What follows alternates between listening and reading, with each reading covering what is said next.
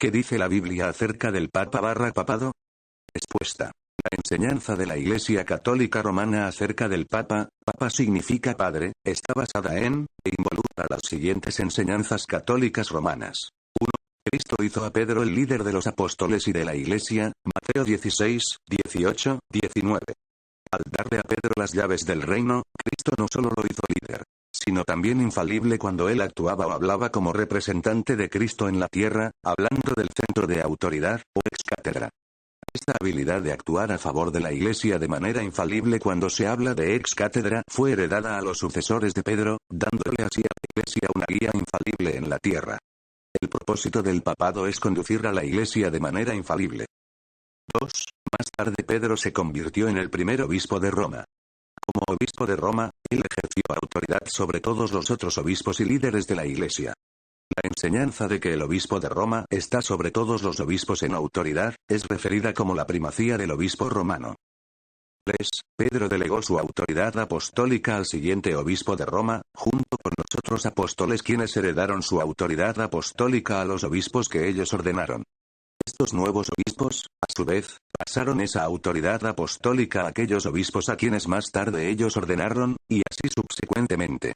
Esta transferencia de autoridad apostólica es la llamada sucesión apostólica 4, basándonos en la afirmación católica romana de una ininterrumpida cadena de obispos romanos. Ellos enseñan que la Iglesia Católica Romana es la verdadera Iglesia, y que todas las iglesias que no aceptan la primacía del Papa, se han separado de ellos, que son la única original y verdadera Iglesia.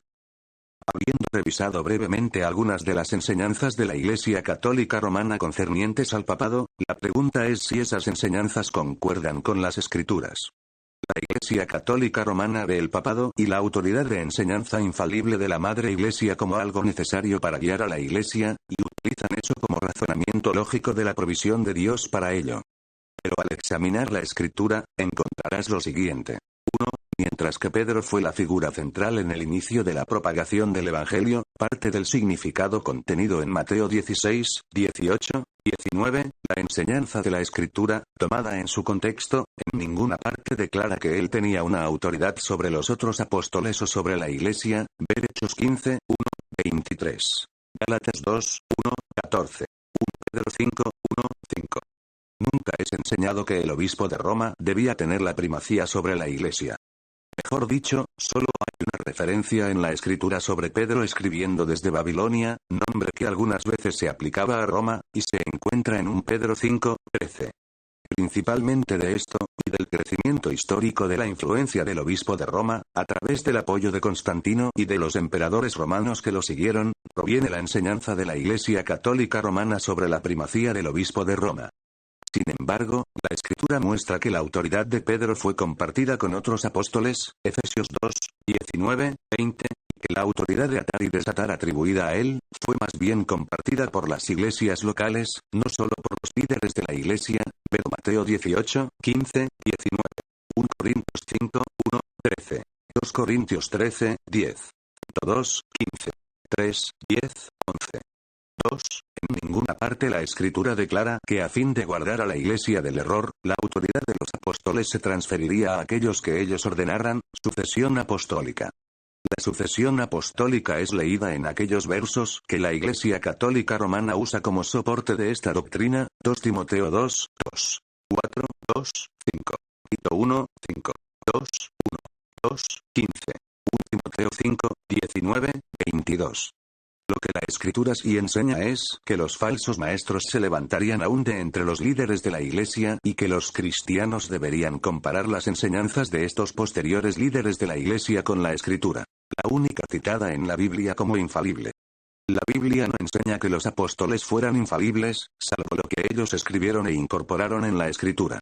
Pablo, hablando con los líderes de la Iglesia en la gran ciudad de Efeso, les advierte del surgimiento de falsos maestros entre ellos, y que para luchar contra el error, no los encomienda a ellos los apóstoles y aquellos que heredarían su autoridad, sino más bien los encomienda a Dios y a la palabra de su gracia. Hechos 20, 28, 32. Nuevamente, la Biblia enseña que es la Escritura la que debe ser usada como norma a seguir para determinar la verdad del error. En Gálatas 1, 8, 9, Pablo declara que no es importante quién enseña, sino lo que es enseñado lo que debe ser usado para determinar la verdad del error.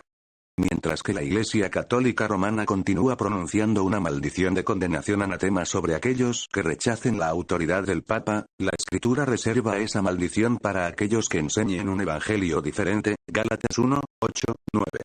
3. Mientras que la Iglesia Católica Romana ve la sucesión apostólica como una necesidad lógica, a fin de que Dios pueda guiar de manera infalible a la Iglesia, la Escritura declara que Dios ya ha provisto esto para su Iglesia, a través de A. La infalibilidad de la Escritura, Hechos 20, 32.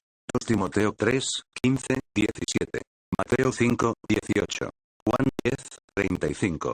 Hechos 17, 10, 12. Isaías 8, 20. 48, etc. Nota. Pedro habla de los escritos de Pablo en la misma categoría de las otras escrituras, 2 Pedro 3, 16.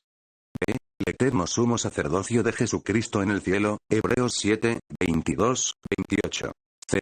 La provisión del Espíritu Santo, que guió a los apóstoles a la verdad después de la muerte de Cristo, Juan 16, 12, 14, quien equipa a los creyentes para el trabajo en el ministerio, incluyendo la enseñanza, Romanos 12, 3, 8.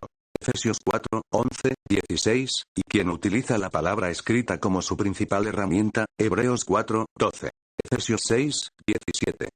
Mientras que han habido, humanamente hablando, hombres buenos y morales que han servido como papas de la Iglesia Católica Romana, incluyendo a Juan Pablo II y al Papa Benedicto XVI. La enseñanza de la Iglesia Católica Romana acerca del oficio del Papa debe ser rechazada, porque no es en continuidad con las enseñanzas de la Iglesia original, que están registradas en el Nuevo Testamento. Esta comparación de cualquier enseñanza eclesiástica es esencial, para no perder las enseñanzas del Nuevo Testamento concerniente al Evangelio, y no solamente perder la vida eterna en el cielo para nosotros mismos, sino que inconscientemente provoquemos que otros se pierdan guiándolos por el camino equivocado. Gálatas 1, 8,